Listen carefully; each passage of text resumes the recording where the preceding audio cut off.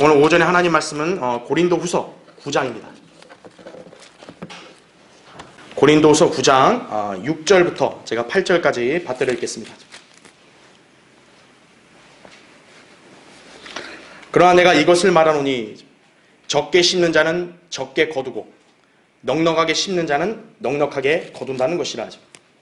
각 사람은 미리 마음속에 정한 대로 할 것이요 인색함이나 억지로는 하지 말아야 하리니 이는 하나님께서는 기쁨으로 드리는 자를 사랑하심이니라. 하나님께서는 너희에게 모든 은혜를 넘치게 하실 수 있나니 모든 것을 언제나 너희가 필요한 대로 가질 수 있게 하심으로 모든 선한 일에 넘치게 하시려는 것이라, 이렇게 말씀하고 있죠. 그렇죠. 예. 자, 오늘 저는 여러분에게 드리는 것에 관한 원칙, 이 제목으로 설교할 것입니다. 헌금 때문에 한국 교회들이 세상으로부터 많은 질타와 비난을 받았죠. 그렇죠? 왜 그러냐? 성경의 진리에 무지하니까 그러는 거예요. 네. 어떤 사람들은 11조의 시험에 걸려 넘어지기도 하고요. 어떤 사람들은 헌금에 대해서 굉장히 이렇게 불평하고 투덜대는 사람도 있는 거예요. 네. 한국 교회들이 헌금을 갖고 이렇게 온갖 잘못된 일을 많이 했기 때문에 그런 빌미가 된 거죠. 비난에. 네. 그러나 하나님 앞에 드리는 것에 대해서는 분명한 원칙이 있다고요. 오늘 여러분에게 이 말씀을 드리고자 합니다. 잠시 기도하겠습니다.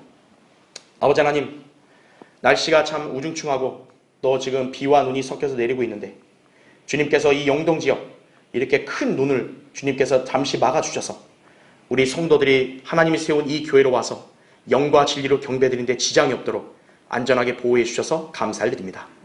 오늘 시간도 우리가 주님 앞에 마음을 다하여 주님을 사랑하고 찬양하며 경배드려서 주님을 기쁘시게 하기를 간절히 원합니다.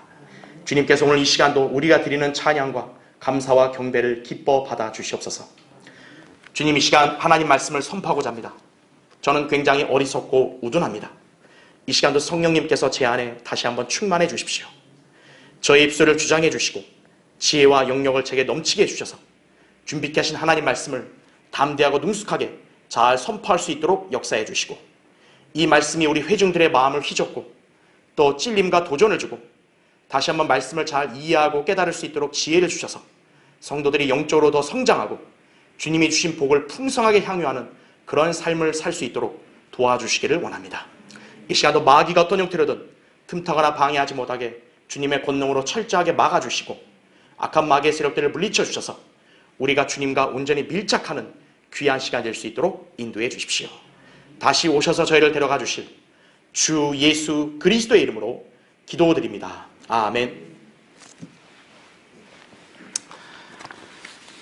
제목은 드리는 것에 관한 원칙입니다. 자, 사람이 누군가로부터 무엇인가를 받았다면 반드시 그것을 갚으려고 하는 양심이 있습니다. 그렇다면 하물며 구원받은 그리스도인들이 하나님께로부터 받은 은혜와 사랑을 안다면 마땅히 그분께 드리는 것을 주저할 이유가 있겠습니까? 보통 성도가 주님께 드릴 수 있는 것 중에 가장 기본적인 것은 물질이죠. 헌금은 성도가 하나님께 드리는 감사이며 주님을 향한 믿음과 확신을 보여주는 시금석인 것입니다. 그런데 이 원칙을 모르는 거짓 교회들과 거짓 목사들은 헌금을 명목으로 교인들에게 온갖 부담을 주고 있는 게 현 기독교의 실상이에요. 사람이 잘못된 교회, 하나님이 쓰시는 종을 만나지 않고요, 이렇게 잘못된 목사와 잘못된 교회를 선택하게 되면요, 인생이 피폐해지는 것이에요. 왜 우리가 하나님께 드려야 하는 것인가? 하나님께서 먼저 우리에게 주셨기 때문이에요. 무엇을 주셨죠? 독생자이신 예수 그리스도를 우리를 대신할 속죄 제물로 주셨죠. 요한복음 3장 16절에, 그렇죠? 그리고 죄 없으신 예수님의 몸으로 우리가 모두 거룩하게 되었죠. 히브리서 10장 10절에 나오죠. 우린 단지 하나님의 은혜로 구원을 받았을 뿐입니다. 그리스도인들이 이 은혜를 안다면 마땅히 그분께 드리는 것을 주저할 이유가 없는 것이죠. 자, 그렇다면 우리가 하나님께 무엇을 드려야 하는가 이거예요. 제가 간략하게 요약을 해드릴게요. 우선적으로 구원받은 성도는 하나님께 자신의 몸을 드려야 합니다. 돈 아니에요. 하나님께 자신의 몸을 드리는 거예요. 이것이 헌신입니다. 로마서 12장 1절 2절에 나오죠. 우리의 몸은 성령의 전으로 하나님의 것입니다. 여러분은 예수 그리스도의 피값으로 인해서 하나님이 여러분의 몸을 사신 거예요. 그렇기 때문에 우리가 자신의 몸을 하나님께 드리는 것이 마땅하고, 우리의 몸을 주님께 드릴 때 주님께서 우리를 주관하시고 인도하실 수 있는 것입니다. 이 몸을 드리게 되면 여러분이 가진 재능, 여러분이 지금 향유하고 있는 시간, 또 여러분이 가지고 있는 소유, 그것도 모두 하나님께 드리는 것이 되는 거예요. 그래서 몸을 드리라는 거예요. 두 번째는 모든 일에 감사와 찬양을 드려야 합니다. 데살로니가전서 5장 18절, 에베소 5장 19절 20절에 나오죠. 그리스도인은 하나님께서 지금까지 베푸신 자비들로 인해서 주 하나님께 감사와 찬양을 돌려드려야 한다 이거죠. 이것은 성도가 하나님께 드릴 열매이기 때문에 그런 거예요. 히브리서 13장 15절에 정확히 나오죠. 여러분의 입술은요, 여러분의 어떤 그런 기분과 감정을 위해 쓰는 거 아니에요. 하나님의 것으로서 하나님께 대한 찬양과 감사의 제물을 드려야 된다 이거죠. 그 다음 세 번째, 그리스도인은 주님께 물질을 드려야 합니다. 이것이 헌금입니다. 이때 성경적으로 헌금은 11조와 연보가 있습니다. 그 외 온갖 잡동사니 헌금들은 모두 이 나라의 탐욕스러운 교회들과 목사들이 만들어낸 것이에요. 무슨 성탄절 감사헌금, 송구영신 감사헌금 그런 거 없어요. 11조는 자신의 수입의 10분의 1을 내는 것이지만, 이것은 하나님의 것이 10분의 1이라는 게 아니라 자신이 가진 전부가 하나님의 것임을 고백하는 순종의 표식인 거예요. 사람은 물질이 가는 곳에 마음이 가는 법입니다. 성도의 마음이 하나님께 가 있다면 자신의 물질도 그분께 얼마든지 드릴 수 있는 것입니다. 여러분, 주님이 성도의 그 물질 액수를 보시겠어요? 주님은 성도의 마음을 보시는 거예요. 우리는 주님께서 정하신 원칙을 배우고 그 말씀대로 주님께 드린다면 주님께서는 우리가 드린 그 이상으로 풍성한 복을 주시고 우리의 삶의 유익을 누리게 하신다는 것을 잘 알아야 합니다. 하나님은 인간에게 거저받는 거 없어요. 다만 하나님이 정하신 원칙에 따라 우리가 드리면 된다는 얘기예요.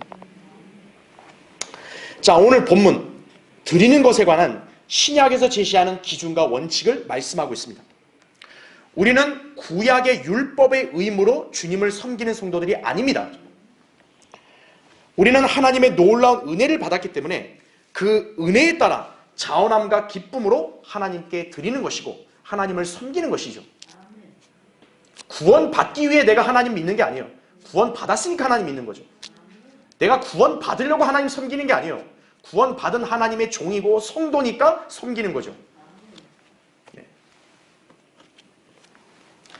하나님께서는 자원함과 기쁨으로 주님께 드리는 성도들에게 은혜를 넘치게 하시어 언제나 필요한 대로 가질 수 있게 하신다고 우리에게 약속하신 것이에요.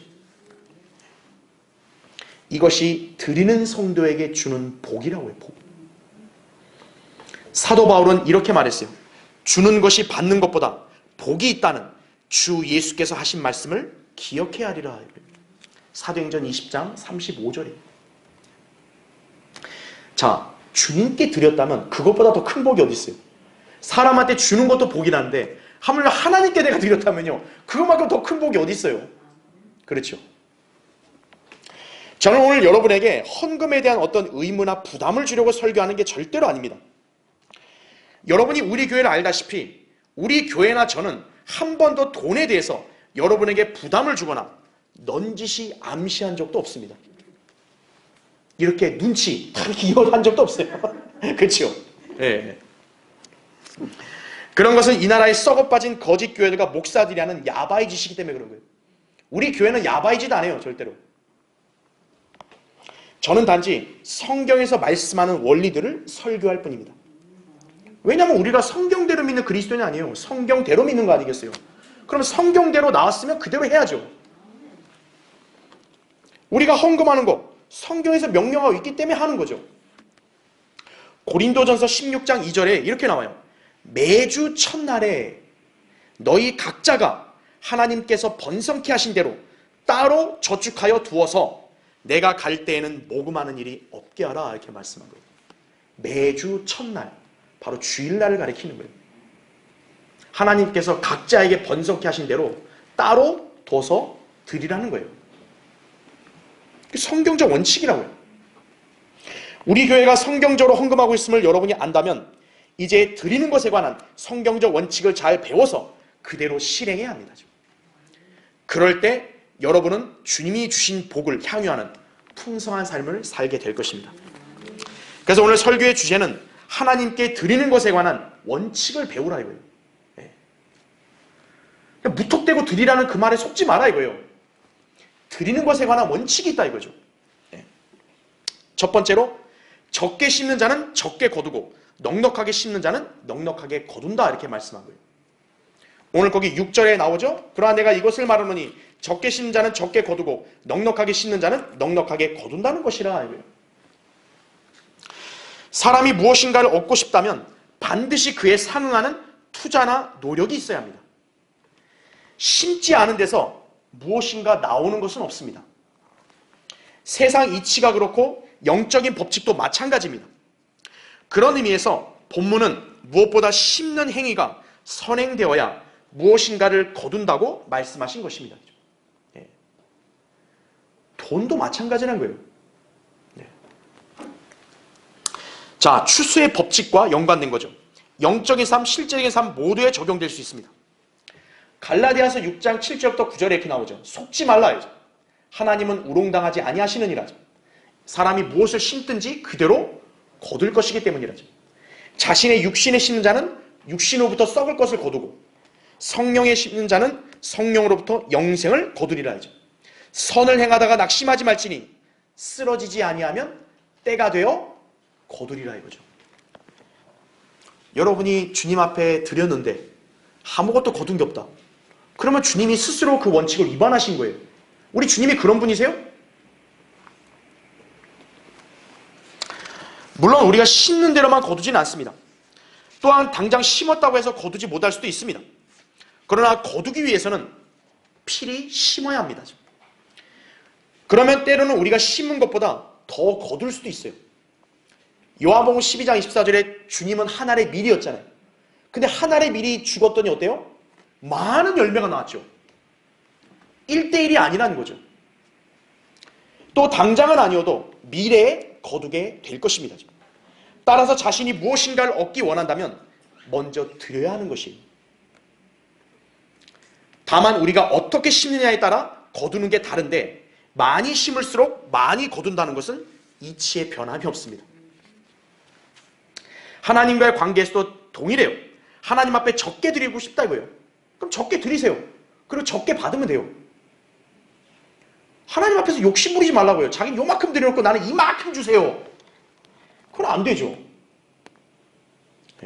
그렇게 물질이 너무 아깝고 인색하고 너무 가슴이 찢어진다. 그럼 적게 드려라 이거예요. 그걸 적게 받으면 돼요. 넉넉하게 드렸으면 넉넉하게 받을 걸 기대하라 이거예요. 보통 사람들은 일반적으로 돈을 아껴야 모을 수 있다고 생각합니다. 물론 맞는 말이죠. 그러나 아끼는 것을 넘어서 지나치게 구두쇠나 짠돌이처럼 인색하면요 오히려 가난해지는 법이에요. 자, 성경도 이것에 대해 말씀하고 있습니다. 잠언 11장 24절 25절에 이렇게 나와요. 재물은 흩을지라도 늘어나나 지나치게 아끼면 궁핍하게 되느니라. 관대한 자는 풍족하게 되리니 물을 주는 자는 자기 자신도 물을 받게 되리라, 이렇게 말씀하고 있습니다. 예수님께서 주는 것이 받는 것보다도 복이 있다고 하신 말씀의 의미가 바로 여기 있는 것이, 주는 것이 주면 받게 되는 거예요. 받으려면 먼저 주라 이거예요. 누가복음 6장 37절 38절에 말씀하고 있는 거죠. 자, 하물며 성도들이 하나님 앞에 드린다 이거예요. 근데 하나님께서 넉넉하게 드린 성도에게 인색하게 베푸실 리가 있겠습니까? 우리 하나님이? 그런데 많은 사람들이 정작 하나님과 그분의 말씀을요 믿지 않습니다. 하나님께서는요, 오히려 인간들에게 더 주심을 주셨지 인간들에게 더 받아가시는 분 아니에요. 여러분이 주님의 은혜를 여러분이 가진 돈으로 갚을 수 있나요? 여러분이 받은 구원을 여러분의 전 재산을 턴다 해도 여러분 그걸 감히 갚을 수 있나요? 근데 하나님께서 언제 한번 그런 걸 여러분에게 내색하신 적 있나요? 야, 난 너를 구원해 줬는데 너 이만큼밖에 안 드렸니? 우리 하나님 그런 분이세요? 주님은 인간들에게 더 많이 주시는 분이에요. 네. 주님은 성도들에게 복을 주기 원하세요. 그래서 뭘 제정하시냐? 11조를 제정하신 거예요. 그리고 주님은 심지어 뭐라고 말씀하냐? 그걸로 자신을 시험해보라고 말씀하신 거예요. 여러분 한번 찾아볼게요. 말라기 3장 한번 보세요. 말라기 3장 10절.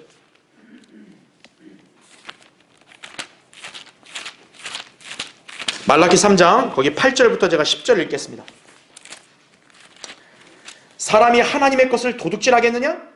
그러나 너희는 내 것을 도둑질하였도다.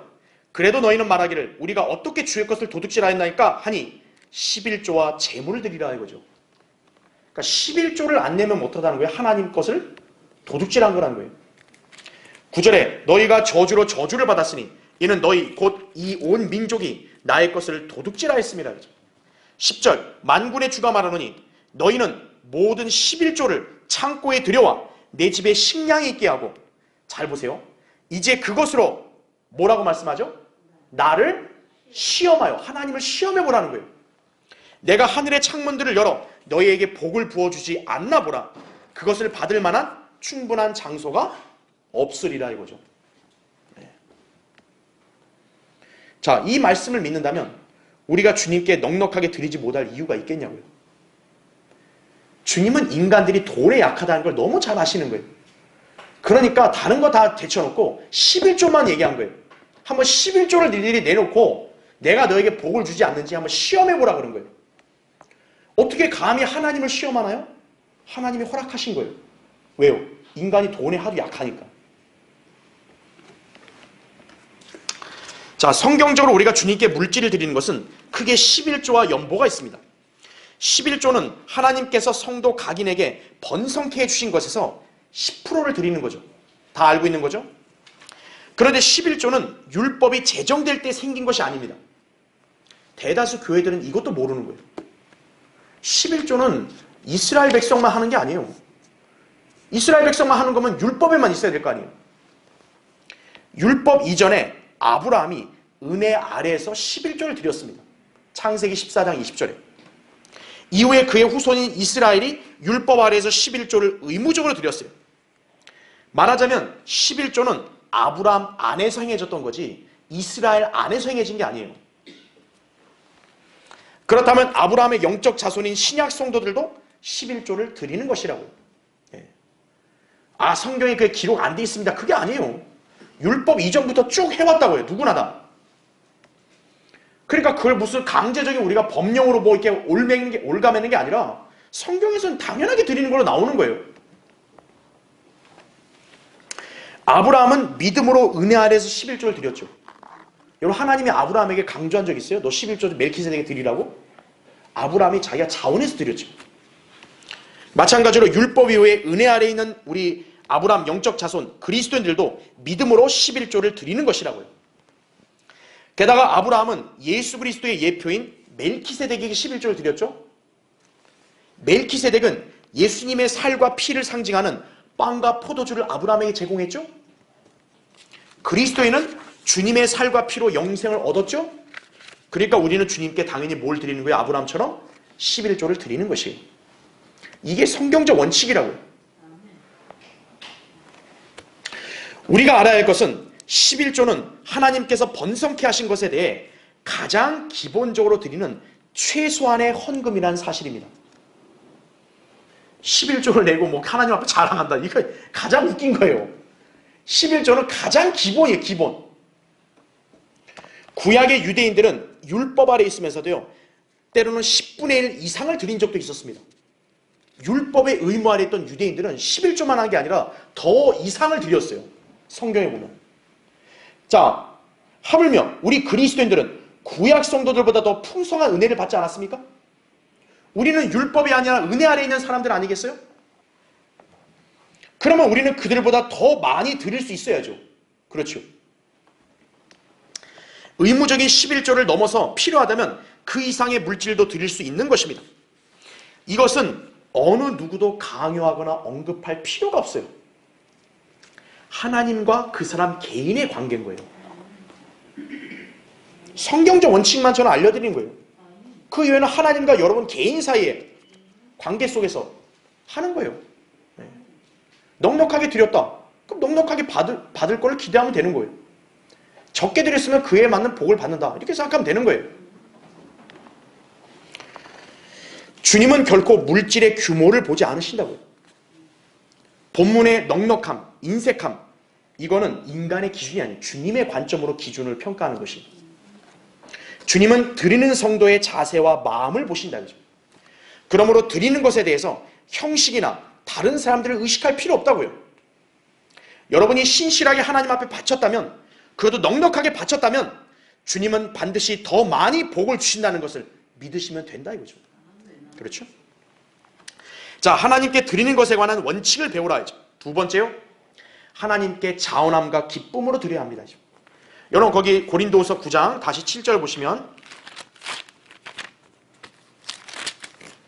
각 사람은 미리 마음속에 정한 대로 할 것이요 인색함이나 억지로는 하지 말아야 하리니 이는 하나님께서는 기쁨으로 드리는 자를 사랑하심이니라, 이렇게 말씀하고 있죠.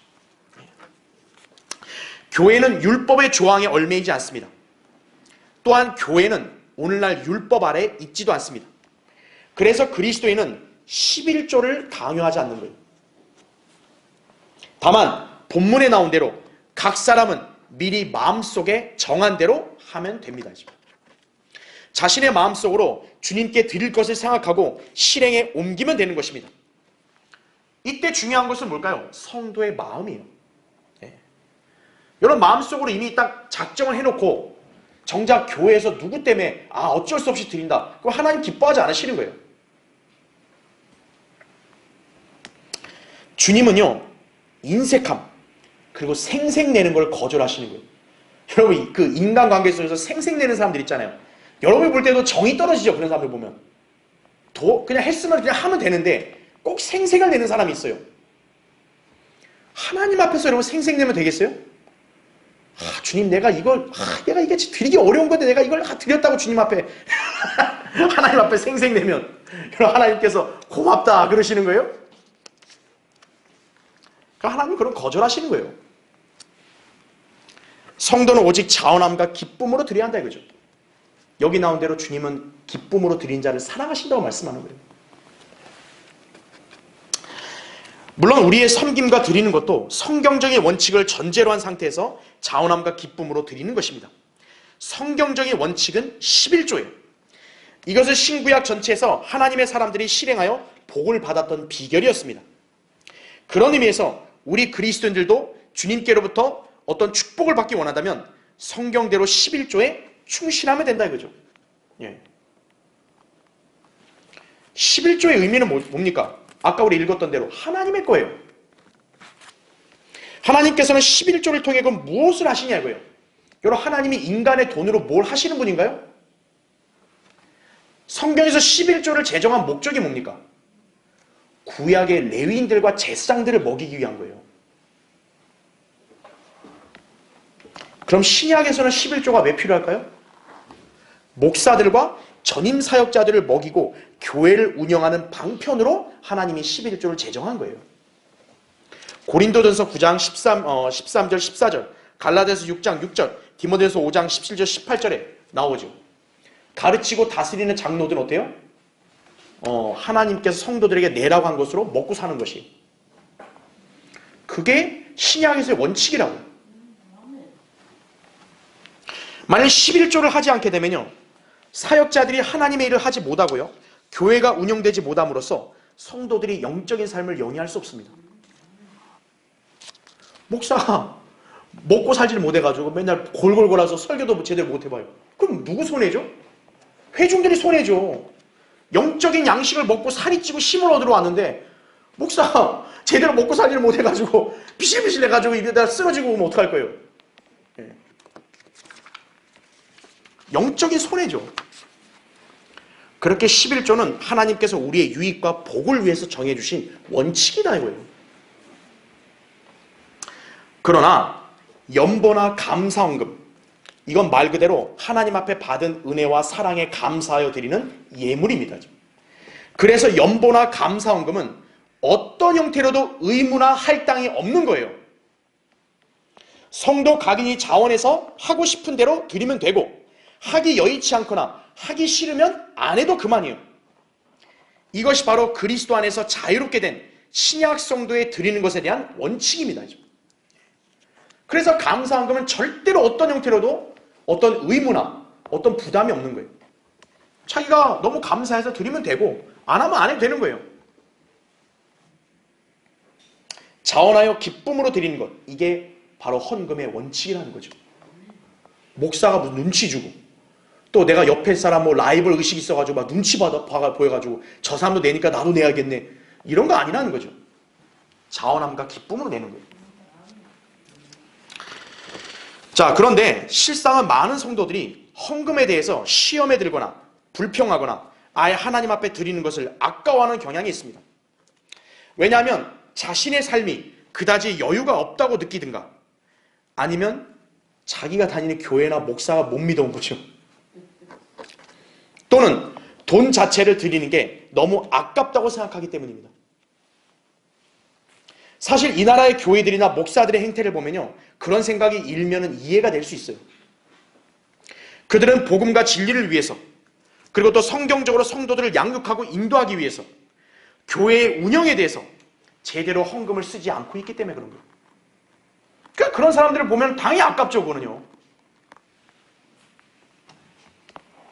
심지어 직분들을 이용해서 작정 헌금, 건축 헌금, 축제나 행사 헌금, 이런 수많은 종류의 헌금들을 암암리에 강요하면서 자기 교인들에게 객출하고 있다고요. 어떤 사람에게 집사 직분을 주는 거예요. 그러면 헌금을 해야 돼요. 우리 성경침례교회가 방화동에 있을 때요, 그 방화동 교회 그 건물 2층에 신한은행이 새로운 지점장이 들어왔거든요. 그 지점장이 이소호 목사님한테 인사하러 온 거예요. 그래서 이소호 목사님한테 잘 부탁드린다고, 우리 신한은행 제가 2층에 지점장이라고. 그러면 자기도 교회 다니고 집사래요. 그래서 목사님이 물었어요. 얼마 냈어요, 교회? 500만 원 냈대요. 그게 현실이에요, 그게. 그런 교회들의 교인들에게서 자원함과 기쁨을 기대할 수 있겠습니까? 하나님께서 그런 헌금을 인정하시겠는가 이거예요. 그들이 주장하는 복은 하나님과 무관한 것입니다. 헌금은 액수가 중요한 게 아니에요. 형식적이고 기계적으로 드리는 것, 그것도 아니에요. 주님 앞에 헌신적으로 기꺼이 바친 예물을 주님께서 기뻐하신다 이거죠.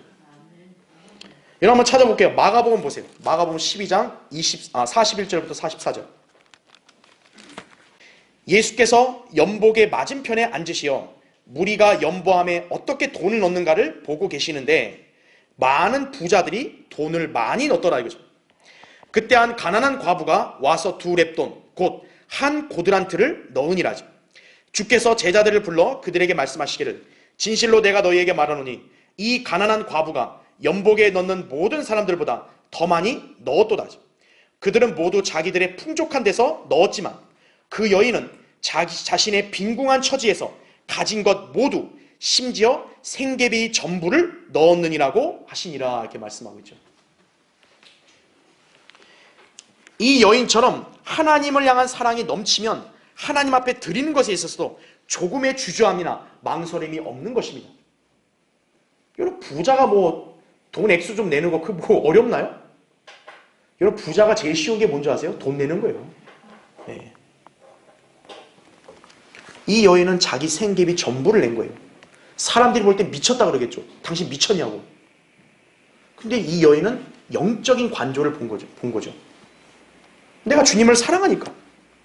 근데 주님 앞에 기꺼이 드린다 그죠. 이것도 주님의 것이니까. 주님께서 그런 여인의 물질을 그러면 인정 안 하시겠어요? 야, 너 고작 요거 내놓고 나보고 인정해달라고? 우리 주님이 그런 분이세요? 여러분이 건강, 생업, 하나님을 섬길 수 있는 좋은 환경, 그리고 무엇보다 혼의 구원을 받았다면 그 출처가 어디서 나온 거죠? 하나님께로부터 나온 거죠. 여러분이 지금 어떤 병에 이렇게 시달리지 않고 건강하게 살 수 있다. 하나님이 주신 거 아니에요? 여러분 직장이나 사업 하나님이 주신 거 아니에요? 여러분이 살고 있는 집, 여러분이 끌고 다니는 자동차, 하나님이 주시지 않으면 어떻게 여러분이 그걸 누리고 있죠?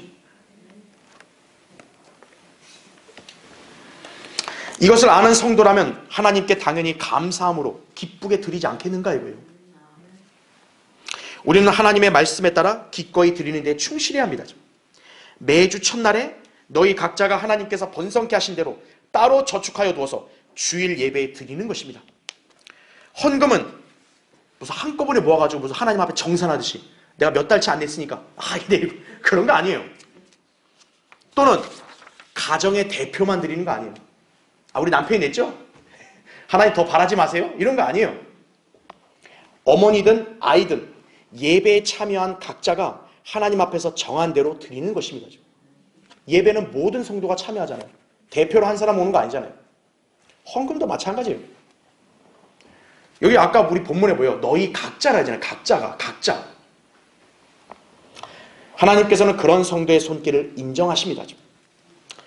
어떤 사람들은 11조나 헌금에 대해 스스로 족쇄를 걸어서 마지못해 하나님 앞에 드리려는 경향이 있습니다. 또한 어떤 사람은 하나님과 흥정을 하려는 심산으로 헌금을 이용하는 경우도 있습니다. 요만큼 냈으니까 요만큼 복줘야 됩니다. 그렇죠? 이런 사람들은요, 드리는 것의 원칙을 무시한 것입니다. 차라리 그냥 안 내는 이만 못해요. 그냥. 네. 우리 하나님이 여러분 돈에 궁색한 분인가요? 우리 주님이? 그런 분 아니죠. 신실한 성도는 하나님 앞에서 물질에 대해 정직해야 합니다. 여러분이 주님을 사랑하고 그분께 감사하다면요, 정직하게 드리는데 무슨 문제가 있겠어요? 주님은 그런 성도를 사랑하시고 그런 성도에게 복을 주신다는 것을 기억해야 합니다. 자, 하나님께 드리는 것에 관한 원칙을 배우라. 세 번째로, 성경적으로 드린 성도는 하나님의 은혜가 넘치는 것입니다. 여러분 다시 고린도서 거기 9장 8절을 보면요, 하나님께서는 너희에게 모든 은혜를 넘치게 하실 수 있나니 모든 것을 언제나 너희가, 자 뭐라고 얘기하십니까? 필요한 대로 가질 수 있게 하심으로 모든 선한 일에 넘치게 하시려는 것이라 이거죠. 실로 위대한 약속입니다. 본문의 말씀은 이미 앞에서 언급한 대로 넉넉하게 기쁨으로 주님께 드린 성도들에게 해당되는 약속입니다. 성경에서 드리는 것을 또 뭐라고 말씀하고 있냐면 은혜라고 말하고 있어요. 은혜. 우리가 주님께 자원해서 물질을 드리는 것도요, 사실 은혜인 것이에요. 여러분 하나님의 은혜가 없는데 어떻게 드려요? 그렇죠? 여러분 거기 고린도서 8장 펴져 있죠? 8장 거기 1절부터 6절을 읽을 테니까 잘 보세요. 형제들아, 우리는 마케도니아 교회들에게 주신 하나님의 은혜를 너희에게 알게 하노라. 큰 환난의 시련 가운데서도 그들의 기쁨이 넘치고, 자, 그 다음 잘 보세요. 그들의 심한 궁핍에도 풍부한 연보를 넘치게 하였느니라 이렇게 말씀하고 있죠. 지금 여기서 말하는 은혜는 구원받는 은혜가 아닙니다. 이미 구원받은 성도들이 말하는 거잖아요. 여기서 은혜가 뭐냐? 바로 드리는 은혜를 말하는 거예요. 얼마나 은혜가 넘치냐면요, 여러분 생활이 굉장히 궁핍한데도 어떻다는 거예요? 풍부한 연보를 냈다는 거예요. 3절, 내가 증거하노니 그들은 자기들의 능력에 따라 하였고 또 능력 이상으로 자원하여 하였으며 우리가 은혜를 받을 것과 성도들을 섬기는 일에 동참할 것을 많은 애원으로 우리에게 간청하였느니라. 그들이 이것을 행하였으니 우리가 바라던 대로만이 아니라 먼저 자신들을, 자 어떻게 돼요? 주께 드리고 또 하나님의 뜻에 따라 우리에게 이 은혜를 준 것이라 이거죠. 즉 하나님 앞에 자기를 드린 사람만이 이런 드리는 은혜를 이렇게 발휘할 수 있다는 거예요. 6절, 그러므로 우리가 디도에게 권하였던 것은 그가 전에 시작하였던 바와 같이 이 은혜를 너희 안에서도 완성시키라는 것이었느니라 이렇게 말하고 있죠. 여기 나온 대로 마케도니아 교회들이 이런 은혜로 드렸잖아요. 그 은혜를 다른 교회들도 본받으라는 거죠. 이 은혜에 동참하라는 거죠.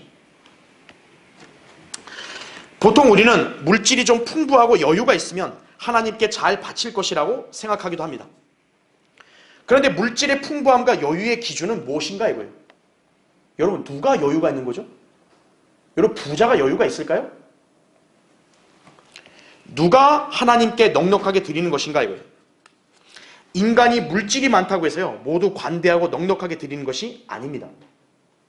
오히려 여유가 좀 없고 열악한 환경 가운데 사는 사람들이 더 잘 베푸는 경우가 부지기수입니다. 여러분 잘 알죠? 부자들이 더 오히려 이렇게 짠 사람들이 더 많아요. 오히려 교회 안에서도 마찬가지예요. 부유한 성도들이라고 해서요, 하나님께 잘 드리는 게 아닙니다. 주님의 은혜를 알고 그분을 신실하게 섬기고자 하는 성도들이 자기의 능력 이상으로 드리는 것이에요. 사실 성경대로 믿는 우리 신약교회들이 운영되는 비결, 바로 여기에 있는 거예요. 이런 모든 것이 다 하나님의 은혜가 있기 때문에 가능한 것이다. 예. 하나님께서 은혜를 넘치게 하니까 여러분이 기꺼이 드리는 거예요. 능력 이상으로 드리는 거예요. 누가 뭘 한 적도 없고 누가 강요하거나 압박 준 적도 없는데 하는 거예요. 그러면 아까 우리 본문에 나온 대로 주님은 모든 은혜를 더 그 사람에게 넘치게 하신다는 거죠. 필요한 대로 가질 수 있게 하신다 이거예요. 우리 교회를 보십시오. 우리 교회 숫자 매우 적은데도 교회 월세, 관리비, 사역의 도구들, 심지어 우리 교회가 보유하고 있는 자동차를 보십시오. 하나님께서는 우리 교회의 모든 필요한 것들을 아무 부족함 없이 거저 주셨죠. 신실한 성도들이 하나님 앞에 성경적으로 정직하게 드렸기 때문에 주님께서 복을 부어주신 것입니다. 이것이 하나님의 은혜예요. 우리 교회는 부유한 사람이 없어요. 내가 볼 땐 그래요. 근데 우리 교회는 운영되는데 전혀 지장이 없어요. 우리 교회에 이런 자산들을 다 주셨어요. 어떻게 가능할까요? 부유한 사람이 없는데. 누가 어떤 부자가 길 가다가 이 교회가 좀 힘든 것 같으니까 내가 돈 좀 쾌척하고 할게요. 그런 사람도 없어요. 근데 어떻게 교회가 우리가 장소를 이렇게 넓히고 그렇게 하게 됐냐 이거죠. 신실한 성도들이 하나님의 은혜가 넘치는 가운데 드렸기 때문이에요. 여러분이 하나님 앞에 정직하게 드렸으면 하나님께서는 여러분에게 은혜를 넘치게 하시고 여러분이 필요로 하는 모든 것들을 가지게 하신다고요. 성도는 이런 간증을 지니고 사는 거예요. 빌립보서 4장 19절에 나의 하나님께서 그리스도 예수를 통하여 영광 가운데서 그의 풍요함을 따라 너희의 모든 필요를 채워 주실 것이라는 거예요. 여러분이 풍부하겠어요? 우리 주님이 풍부하시겠어요? 여러분이 드렸는데 주님이 안 주신다? 그럼 말이 안 되죠. 그리스도인의 삶에 있어서 드리는 것은 11조를 넘어서는 것입니다. 신실한 성도는 하나님의 은혜에 따라 최선을 다해 그분을 섬기며 그분께 능력 이상으로 때론 자원해서 드릴 수가 있습니다. 주님은 그런 성도의 드리는 것을 기쁘게 받으신다 이거죠. 빌립보서 4장 18절에. 그리고 주님께서 그에게 더 풍성하게 보상해 주시는 것입니다. 우리가 이 사실을 믿는다면 하나님 앞에 11조만이 아니라 연복, 감사원금, 그의 예물을 바치는데도 우리는 전혀 장애가 없는 것이에요. 믿으니까요. 그렇죠? 성경적인 원칙에 따라 드린 성도에게 주님은 모든 것을 언제나 너희가 필요한 대로 가질 수 있게 하심으로 모든 선한 일에 넘치게 하시겠다고 약속하셨습니다. 현재 김포에 있는 성경침례교회, 그 성경침례 부속기관, 그 신축 장소만 170억이 들어갔어요. 그럼에도 불구하고 단 한 번도 건축원금을 작정하거나 강제로 거둔 적이 없습니다. 함께 사역하는 우리 지역교회들에게도요, 그런 걸 내색한 적이 없어요. 좀 이거 건축이 부담되는데 가만히 있을 거야? 그런 적이 없다고요. 예. 우리 힘든데 가만히 있을 거야? 그런 적 없었다고요. 그러면 그 교회는 어떻게 170억 상당의 건축을 했을까요? 그럼 성경침례교회는 부자가 많았을까요? CEO도 많고 국회의원 장차가 많아가지고 그렇게 장수했을까요? 그 교회도 가난한 성도들이 많던데요. 신실한 성도들의 자원하는 손길, 그리고 자주 꿇는 기도의 무릎으로 이루어진 것이에요. 그렇다면 그 성도들이 그렇게 낼 수 있었던 비결은 무엇이었는가? 하나님의 은혜라고요. 이와 마찬가지로 우리 교회도 이렇게 주님께서 복 주셔서 장소를 갖추고 이렇게 한계층을 사용할 수 있는 것, 하나님께서 여러분에게 은혜를 베푸셨기 때문에 여러분이 주님께 정직하게 드렸으니까 복을 주신 거예요. 우리 중에 누가 만약 정직하지 못했다면 하나님의 복을 안 줬죠. 정직하게 드리니까 하나님 복 주시는 거죠. 피터 라크만 목사님은요, 한때 연방 교도소에 수감되어 있던 한 무기징역수와 서신을 주고받은 적이 있었습니다. 이 무기징역을 지금 살고 있는 사람이 감옥에서 일하면서 하루에 25센트, 1년에 91달러를 벌었다고 했습니다. 만약 우리나라 돈을 환산으로 1,000원이라 한다면 이 사람은 1년에 91,000원 번 거예요. 대략 계산하면. 근데 이 사람이 락한 목사님에게 뭐라고 말하냐면 자기가 돈을 많이 벌었대요. 그래서 자기는 이 교회에다가 11조를 내겠다고 편지를 했다고 그래요. 자기가 감옥에서 하루 종일 일하고 해서 1년에 91,000원 벌었는데 11조 내겠습니다. 그뿐만 아니에요. 이 사람은 자기가 혹시 지원할 선교사가 있으면 알려달래요. 자기가 번 돈을 또 선교사에게 헌금을 하겠다고. 자, 주님이 이런 사람의 드린 손길을 여러분 주님이 가볍게 보시겠어요? 높게 쳐주시는 거죠.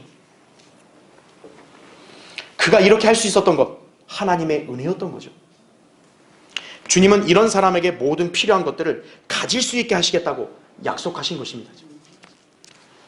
자, 여러분, 하나님 앞에 드린 것은 반드시 허투루 돌아가지 않는다는 것을 여러분 기억하십시오. 하나님께서는 드린 성도에게 더 풍성하게 보상해 주시고 그 사람의 손길을 통해 다른 성도들과 또 그 교회들에게 축복이 되게 하시는 거예요. 그런 성도들과 교회들은 어떻게 되겠어요? 여러분이 하나님 앞에 정직하게 물질을 드렸다면 그 혜택을 본 교회와 성도들은 기도응답을 할 거 아니겠어요? 하나님께 감사하겠죠? 그러면 그 사람들이 드린 손길을 기도 안 하겠어요? 기도하죠? 그럼 여러분은 누군가의 기도를 통해 또 은혜를 받죠? 상부상조. 윈윈이에요, 윈윈. 이것이 드린 성도에게 베푸시는 하나님의 놀라운 은혜라고요. 주님께 드리는 것은 바로 그런 가치가 있다는 걸 여러분이 알아야 합니다. 자, 결론을 맺겠습니다. 지난 2011년 6월 16일자에 모 언론 보도에 따르면요, 어떤 교회들이 구멍 뚫린 헌금 봉투를 비치한 사실이 논란이 된 적이 있었습니다. 그러니까 헌금 봉투에 구멍을 뚫은 거예요. 왜 그랬을까요? 목동의 어떤 A교회 한 교인은 돈이 없을 때는 1,000원이나 5,000원을 낼 수도 있는데 이제는 봉투가 모두 구멍이 뚫려 있다 보니까 남들이 볼까봐 두렵다는 속내를 드러낸 거예요. 그러니까 1,000원짜리나 5,000원짜리 색깔 보이면 어떤 거예요? 어떤 사람이 헌금에다 봉투에다 그 돈을 넣으면 색깔을 보일 거 아니에요. 뚫리는 봉투. 10,000원짜리 초록색이 보이면 아, 저 사람 많이 냈구나. 만약 50,000원짜리 보이면 어떤 거예요? 아, 더 많이 냈구나. 구멍을 뚫는 이유가 뭐예요? 그거였다는 거죠. 당시 이 교회는 교인 수가 약 8,000명에다가 한 해 재정 운용액만 100억 원이 넘는 대형 교회였다고 합니다. 자, 또한 용산에 있는 어떤 B교회는요, 역시 같은 크기의 구멍이 난 헌금 봉투를 비치하고 있었어요.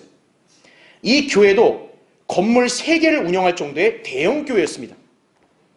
한마디로 돈을 내는 교인들에게 잔뜩 부담감을 주기 위한 것이 눈에 볼 듯 뻔한 것이었는데, 이 A 교회가 그때 변명한 걸 보면 뭐라고 얘기하냐면요, 헌금 봉투에서 돈을 꺼내는 작업을 할 때 돈이 남아있는 경우가 종종 있는데 봉투에 구멍을 뚫어서 남은 돈이 있는지 쉽게 구분하기 위해서 한 거라고 그게 말이 되는 소리예요? 그러면 구멍이 아니라 아예 그냥 봉투를 없애지, 그냥 차라리. 헌금 봉투에 놓고 요만큼 구멍 뚫은 거예요, 요만큼. 그걸로 뭐 돈 남아있는지 안 남아있는지, 아니 봉투에서 꺼내면 다 알잖아요. 그런 궁색한 변명을 하고 있는 거예요. 얼마나 돈 계산하기 바쁘면 교회들이 그러겠어요. 그렇죠. 성경의 진리에 무지하면 이렇게 드리는 것의 원칙도 모르는 채 그저 남들이 하는 대로 목사가 시키는 대로 아무렇게나 바치는 거예요. 하나님께서는 신실한 성도가 성경적 원칙에 따라 이렇게 드린 것을 기뻐 받으십니다. 여러분은 물질이 다가 아니에요. 여러분은 먼저 자신의 몸을 주님께 드리는 게 우선이에요. 성경대로 헌신하고 주님 명령에 따라 섬길 때 여러분이 성경적으로 헌금과 11조를 드릴 수 있는 거죠. 하나님이 여러분의 몸을 기뻐 받으실 때 여러분이 가지고 있는 것도 기뻐 받으시는 거 아니겠어요? 그렇죠? 정작 여러분의 몸은 하나님께 안 드리고 그냥 물질만 딸랑 준다 이거죠. 우리 주님을 그런 분으로 만들면 안 되죠. 헌신하고 또 자원함과 은혜가 넘치는 가운데 기쁨으로 드리는 그 성도에게 주님은 은혜와 복을 더 넘치게 주시는 거예요. 왜 성도라고 하면서 공공하고 피폐한 삶을 사는 것인가 이거예요. 자신의 마음이 주님을 신뢰하지 않고 돈에가 있기 때문에 그래요. 단순히 헌금만 하면 하나님이 기뻐할 것이라고 내심 오해한다고요. 하나님께서는 성도의 돈이 아니라 마음을 우선적으로 보신다는 거죠.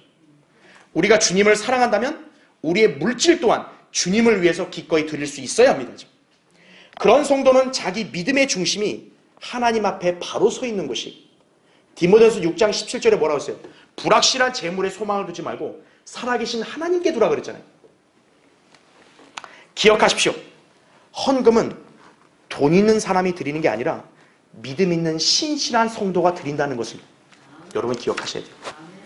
여러분이 하나님 앞에서 정직하게 성경적으로 물질을 드리고 있다면 그것은 모두 하나님의 은혜입니다.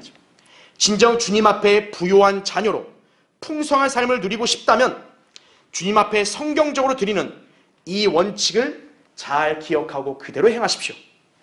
그러면 주님의 넘치는 은혜 가운데서 여러분들은 이 인생을 살 때 필요한 것들을 다 하나님께서 가질 수 있게 하신다는 거죠.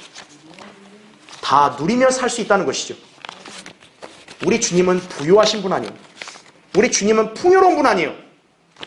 여러분에게 더 주시면 더 주실 분이지 결코 여러분에게 부담 주는 분이 아니다. 이걸 기억하시고 우리는 성경대로 주님 앞에 드린다는 것을 기억하시기 바랍니다. 자, 기도하겠습니다.